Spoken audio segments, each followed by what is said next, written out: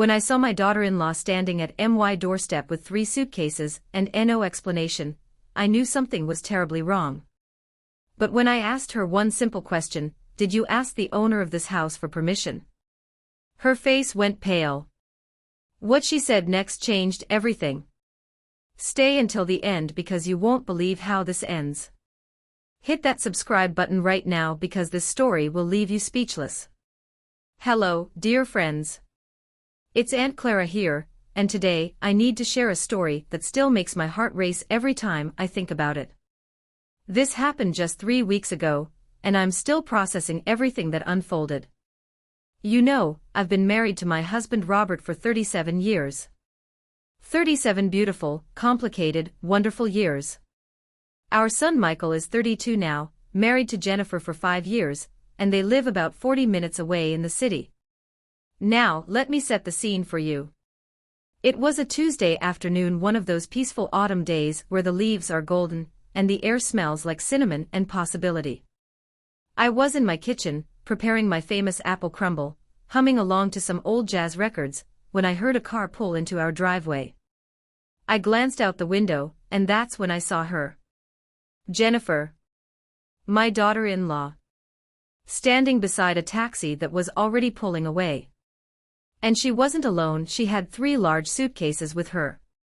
3. My stomach dropped. You know that feeling when you just know something is wrong. That's what I felt. That cold, creeping sensation that crawls up your spine and whispers, "Brace yourself." I wiped my hands on my apron and rushed to the front door. By the time I opened it, Jennifer was already dragging the first suitcase up our front steps. Her face was blotchy, her eyes were red and swollen, she'd clearly been crying. A lot. "Jennifer?" I said, trying to keep my voice steady. "Sweetheart, what's going on?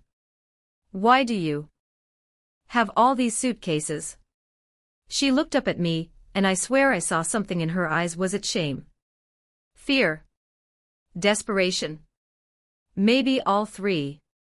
"Aunt Clara," she said, her voice trembling. I need to stay here for a while.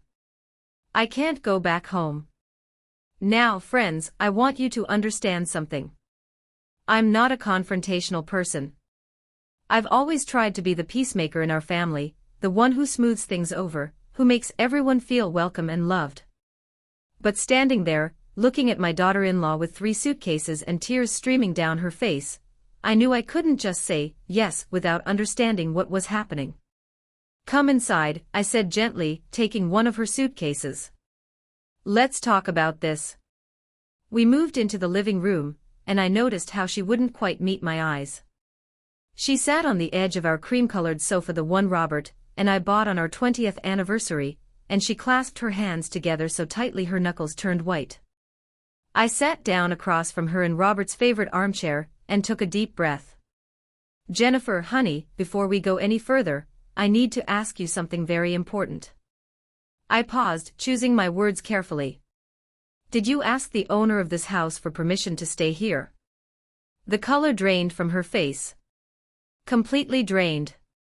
She looked like she'd seen a ghost. I thought," she stammered, "I thought you were. I mean, this is your house, isn't it?" Oh, friends. This is where things get complicated. You see, here's what Jennifer didn't know. What almost nobody in our family knew. This house, this beautiful 3-bedroom colonial with the wraparound porch and the maple trees in the front yard, this house isn't actually mine. Let me take you back 20 years. Robert and I had just gotten married about 17 years at that point, and we were renting a small apartment downtown. We dreamed of owning a home, of having space for Michael to run around, of building something permanent. But we didn't have the money. Not even close. That's when Robert's mother, Michael's grandmother, Martha, made us an offer. Martha was a widow, living alone in this big house, and she was getting older. She needed help with maintenance, with upkeep, with just not being lonely. So she proposed something: we could move in with her, rent-free, and in exchange, we'd help her around the house and keep her company. But here's the thing, and this is crucial: Martha never signed the house over to us. Never. In her will, she left this house to her only daughter, Robert's sister, Catherine. Catherine lives in Arizona and has absolutely no interest in this property. She's told us multiple times over the years that she's happy for us to live here, that she considers it basically ours, but legally. Legally, friends, Catherine owns this house. Martha passed away 12 years ago, and Catherine officially inherited it. We've been living here ever since, with Catherine's blessing, paying only the property taxes and maintenance. It's been a wonderful arrangement. We've made this place our home, filled it with our memories, our life.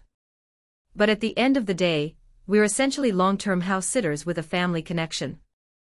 And Jennifer? Jennifer had no idea. This house belongs to Robert's sister, Catherine, I said quietly, watching Jennifer's face. We live here with her permission, but we're not the owners. We can't just invite people to move in without discussing it with her first. And more importantly, we need to discuss it with Robert. Jennifer's eyes widened. I had no idea. Michael always talked about your house and your home, and I just assumed, where is Michael right now? I asked because that was the obvious question, wasn't it? Why was she here alone? Where was my son?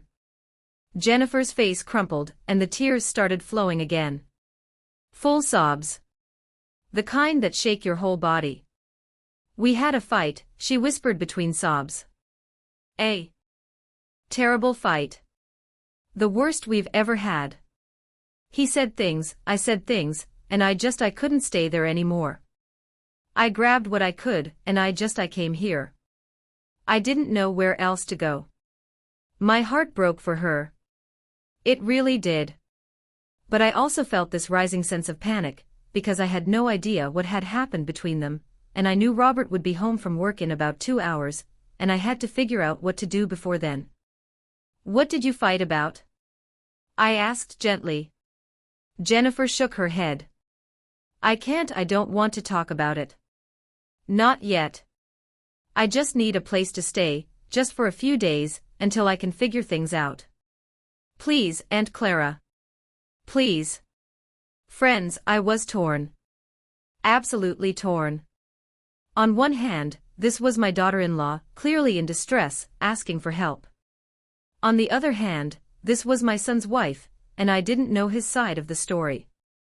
And beyond all of that, this wasn't even technically my house to offer. Jennifer, I said carefully, I can't make this decision on my own. I need to call Robert. And I think we need to call Michael too. Whatever's happened between you two, you're still married. You need to talk to each other. No. She stood up abruptly. Please don't call Michael. Not yet. I can't talk to him right now. I just can't. The desperation in her voice was real. Palpable. But so was my confusion. Then help me understand what's happening, I said. Because right now, I don't know how to help you if I don't know what we're dealing with. Jennifer paced back and forth across our living room, her hands shaking. Finally, she turned to me. Michael wants to quit his job, she said. He wants to start some business venture with his friend Danny. You know Danny, the one who's already failed at 3 different startups. He wants to drain our savings, take out loans, risk everything we've built together, and I told him absolutely not. I told him it was reckless and irresponsible and that I wouldn't support it. And he told me that if I couldn't support his dreams, maybe we didn't have a future together. Oh. Now things were starting to make sense. So there it was. The real issue. Michael wanted to chase an entrepreneurial dream, and Jennifer wanted stability. Neither of them was necessarily wrong, but they'd reached an impasse, and instead of working through it together, they'd both said things they probably regretted. Jennifer, I said slowly, that's a serious conversation you two need to have. But running away isn't going to solve it. I didn't run away. She protested. I needed space. I needed to think. And I thought I could come here to family, to people who care about me, and figure out my next steps. And you can, I assured her. But not without communication. Not without honesty. And not without everyone being on the same page. I pulled out my phone. I'm going to call Robert. Then we're going to call Catherine. And then, whether you like it or not, we're going to call Michael. Because that's what family does, we talk things through, even when it's uncomfortable. Jennifer looked like she wanted to argue, but something in my tone must have told her I wasn't budging on this. I called Robert first. He answered on the second ring, his voice cheerful. Hey, honey. What's up? Robert, I need you to come home early if you can. Jennifer is here, and we have a situation. The cheer disappeared from his voice immediately. Jennifer? What kind of situation? Is everyone okay? Everyone is physically fine, but emotionally we need to talk. Can you come home? I'll be there in 20 minutes. True to his word, Robert walked through our door exactly 23 minutes later. His face was tight with concern, and he immediately looked at Jennifer, then at the suitcases still piled by our front door. What's going on? He asked, his voice firm but not unkind.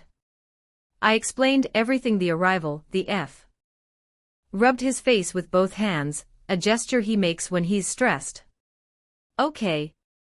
Okay, let me think. He looked at Jennifer. Sweetheart, I understand you're upset. And I understand you needed to get away. But Clara's right, this isn't just our house to offer. We need to call Catherine. And Michael, I added. Jennifer's face fell, but she nodded slowly. I know. I know you're right. I'm not ready to talk to him yet. You don't have to talk to him right now, Robert said kindly. But he needs to know you're safe. He's probably worried sick. Robert pulled out his phone and called Catherine first. We put her on speakerphone. Hey, Robert. Catherine's warm voice filled our living room. What's going on? You never call in the middle of the day. Robert explained the situation carefully, diplomatically. I watched his face as he spoke, saw the concern there, the weight of trying to do right by everyone. Catherine was quiet for a moment after he finished. Then she said, well, of course Jennifer can stay there if she needs to. That's not even a question. The house is meant to be a home for our family. But Robert, Clara, you two need to help them work this out. Don't let them throw away their marriage over a fight about money and dreams. We won't, Robert promised. Thank you, Catherine. Keep me posted, she said. And Jennifer? If you're listening. Whatever you're going through, it's going to be okay. Just don't make any permanent decisions based on temporary emotions. After we hung up, Robert looked at me, and I looked at him, and we both knew what came next. I'm calling Michael, Robert said. Dad, wait, Jennifer started, but Robert held up a hand. He's my son, and he needs to know his wife is safe. That's non-negotiable. He dialed Michael's number. It rang 4 times before Michael picked up, and when he did, his voice was ragged, desperate. Dad? Have you heard from Jennifer? I've been calling her for hours and she won't pick up. I'm losing my mind here. I don't know where she is, if she's safe, if she's here, son. She's at our house and she's safe. The relief in Michael's voice was palpable. Oh, thank God. Thank God. Can I talk to her? Please? Robert looked at Jennifer. She was crying again, silently, tears streaming down her face. She shook her head. Not right now, Robert said gently. But Michael, you need to give her some space. And you need to think about what you said to her. Really think about it. I know. I know, Dad. I've been thinking about nothing else. I didn't mean it. I was angry and frustrated, and I said terrible things. I just want to fix this. I want to talk to her. Tomorrow, Robert said firmly. Give her tonight. Let her breathe. And you use that time to figure out what you really want and what you're willing to compromise on. Because marriage isn't about getting your way, it's about building a life together. I know, Michael said quietly. Tell her I love her. Please. I will. After Robert hung up, the three of us sat in heavy silence. That evening was surreal, friends. Robert and I set Jennifer up in our guest room, the one with the blue walls and the quilt his mother made. We ordered Chinese food because none of us felt like cooking, and we sat around our kitchen table, eating lo mein and trying to make sense of everything. Can I ask you something? I said to Jennifer as we ate. Why did you automatically assume this was my house? I mean, Michael must have mentioned his grandmother at some point, right? Jennifer put down her chopsticks. He did. But he always spoke about it in past tense. My grandmother's house, or the house Grandma left. I guess I just assumed that meant it had been passed down to your family. He never mentioned Catherine owning it. Never. Robert and I exchanged glances. We'd never actively hidden the arrangement, but we'd never exactly advertised it either. It was just our normal. Our reality. Why does it matter so much? Jennifer asked. I mean, you live here. You've been here for decades. It's your home. It matters, Robert said quietly, because we don't take it for granted. We don't assume we have rights we don't have. We respect that this is Catherine's property, and we're grateful every day that she lets us live here. It's taught us humility. It's taught us gratitude. He paused, then added, and maybe that's something you and Michael need to think about too. This fight you're having, it's not really about money or business ventures, is it? It's about control. It's about whose dreams matter more. It's about who gets to make the decisions. Jennifer was quiet for a long time. Finally, she said, You're right. God, you're right. When Michael told me about this business idea, I immediately shut it down. I didn't even really listen to what he was saying. I just heard risk and uncertainty and I panicked. And that's understandable, I said gently. Security is important. But so is supporting your partner's dreams. The question is, how do you find a balance? We talked late into the night.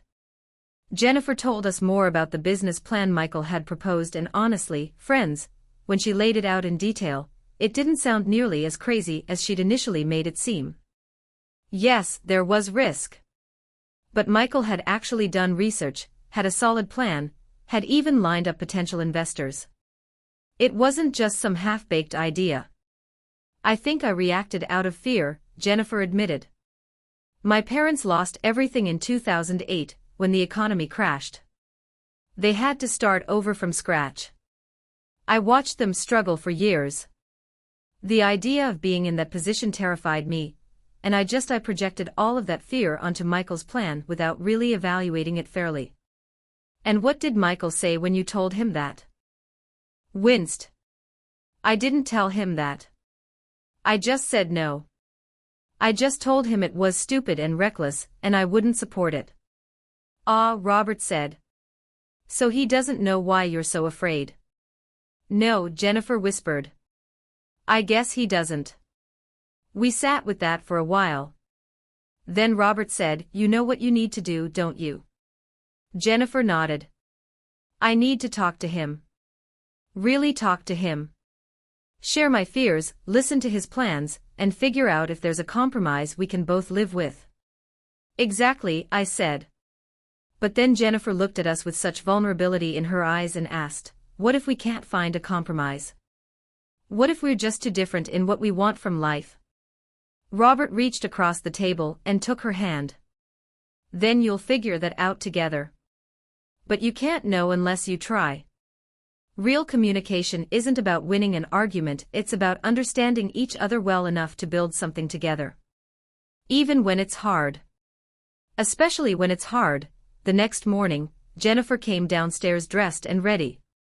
Her eyes were clearer, her posture more confident. I'm going to go home, she said. I'm going to talk to Michael. Really talk to him. Good, Robert said, smiling. Do you want one of us to drive you? She shook her head.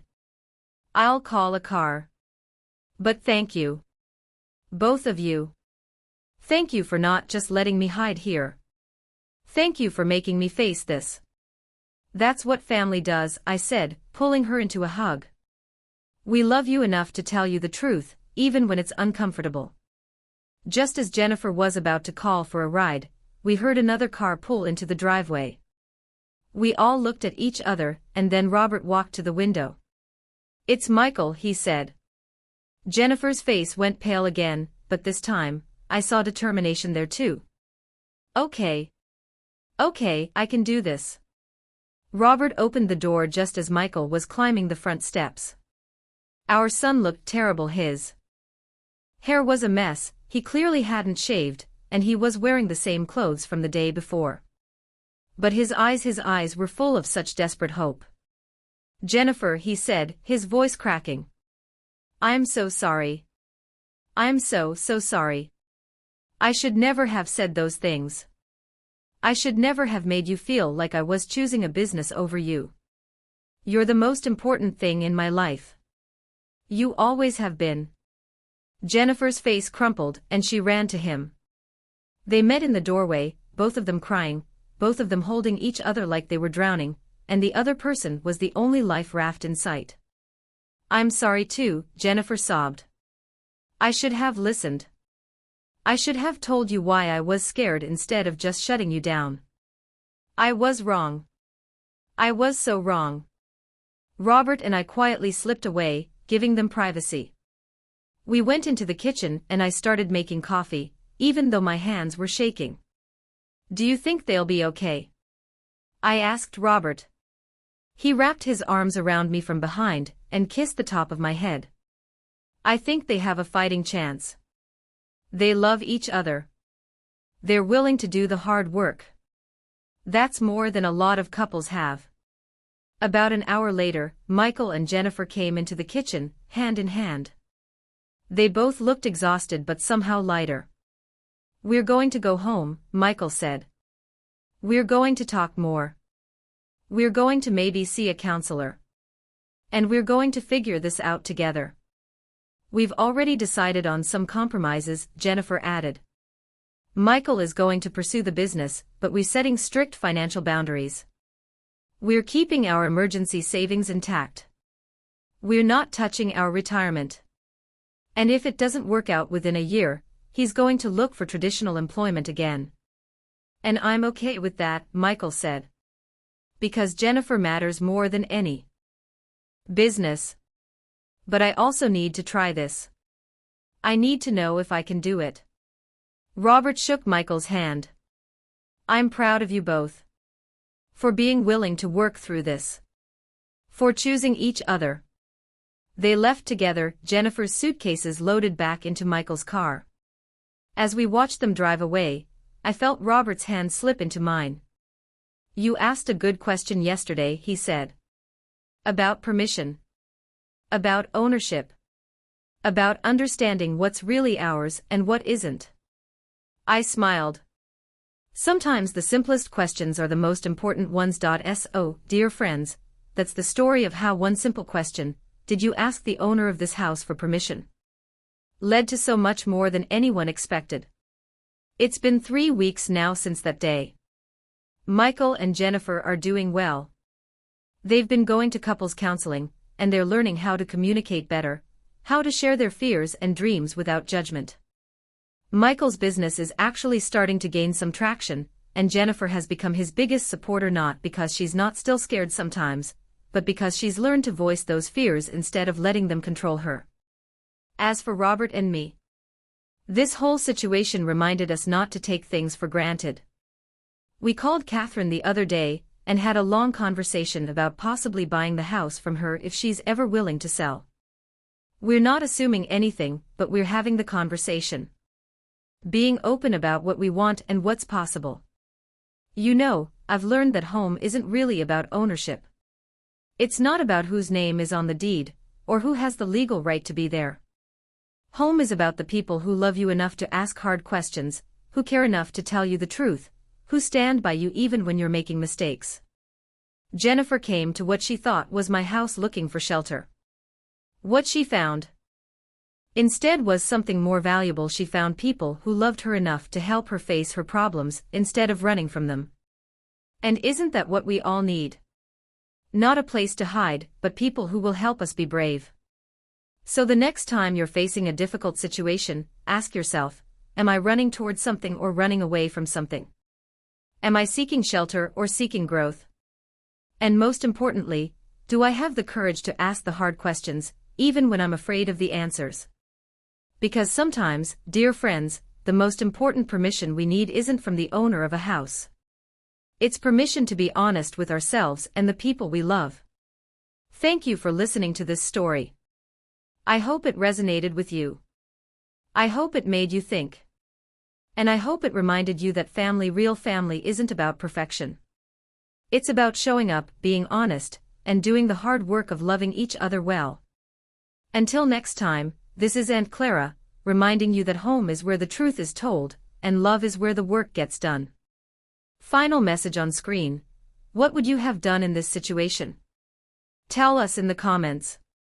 Subscribe button, notification bell, links to related videos. If you enjoyed this story, smash that like button and subscribe to Tales with Aunt Clara for more real family stories that make you think. Hit the notification bell so you never miss an episode. Drop a comment below. Would you have handled this situation differently? Share your thoughts. And if you know someone who needs to hear this message about communication and family, share this video with them right now.